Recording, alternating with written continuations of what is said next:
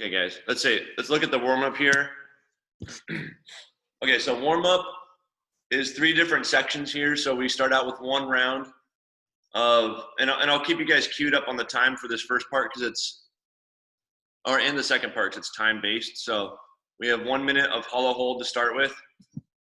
So let's see.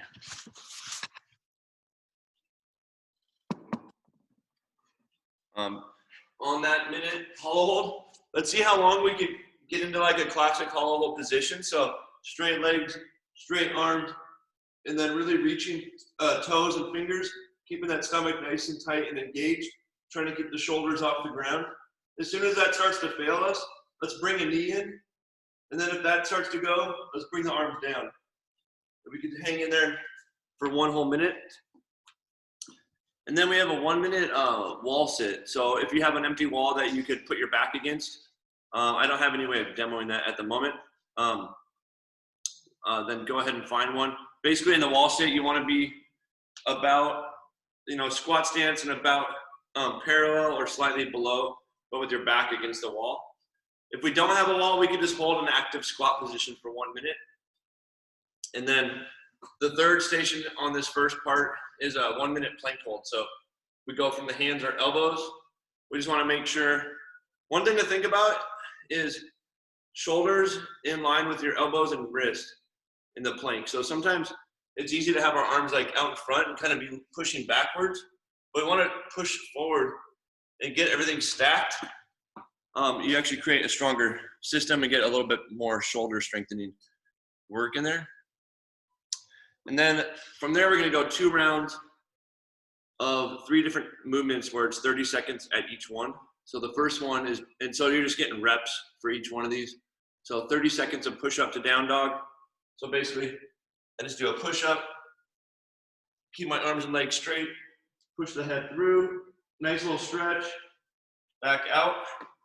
So I'll work through 30 seconds of those. And then we'll go 30 seconds of single leg glute bridge. On the single leg glute bridge, maybe like 15 seconds in roughly, try to switch sides. It doesn't need to be perfect, but I want to get both sides here. So I'll just get on my back and I'll point one leg or straighten one leg out, but I want to try to keep the thighs in line. And then I'm going to push through the floor, driving the hips up and back down. So I'll work through that for about 15 seconds, switch sides, etc. Get a nice squeeze at the top. And then we're going 30 seconds of just air squats, nice deep squats. So we're gonna work through 2 rounds of those. It's 30 seconds at each one. So like I said, I'll keep you guys queued up on the time. And then we're gonna finish the warm up with 3 rounds of 8 rows. So we're gonna be doing a bunch of rowing in the workout to kind of be our pull-ups today. So you could use, a dumbbell. You could either do like 4, you could do single arm, like 4 on each side. You can hold it horizontal, like so. Or you could use like sandbag or backpack and work through your rows, like so. Big thing on those is making sure that we keep our back flat. So we don't want to be getting this upper back round. We want to keep it back here. Pull the shoulders down and really be thinking about flexing your lats when you pull. So that's the first movement. And then it goes 4 push-ups and then 8 air squats. And we're going to do that part for 3 rounds. So I'll share the screen so you guys can see all that because it's a lot of stuff.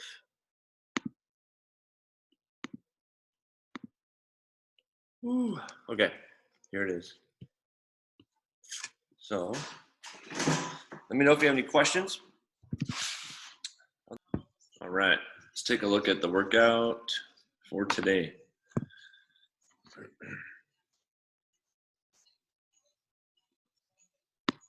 Okay, so I'm gonna do a brief description and then I'll demonstrate movements here. So today goes like this, AMRAP for 20 minutes. We have 3 stations. The rep scheme is 9, 15, 21.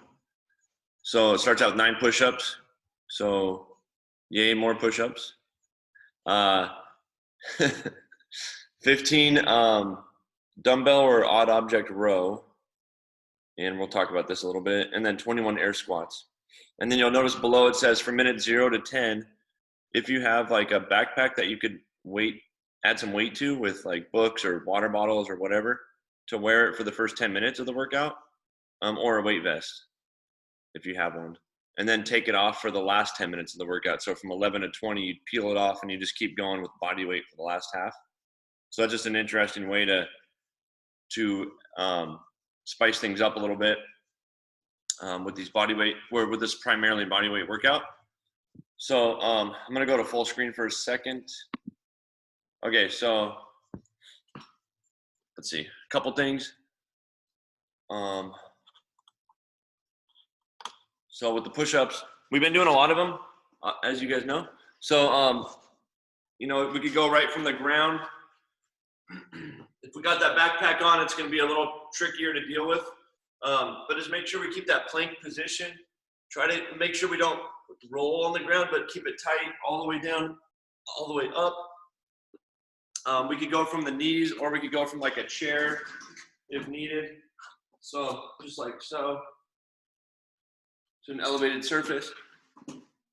And then we have the 15 rows. So with the rows, kind of like in the warm up, if you only have like, let's just say one dumbbell, and if the one dumbbell is too light to where like holding it like this and working through your rows will end up being too easy for you, feel free to like find a chair or something and maybe brace yourself and work through, you know, roughly, you know, you could kind of split between the arms, like 8 on the left, 7 on the right, or something like that. Or you could just go ahead and just do 8 and 8.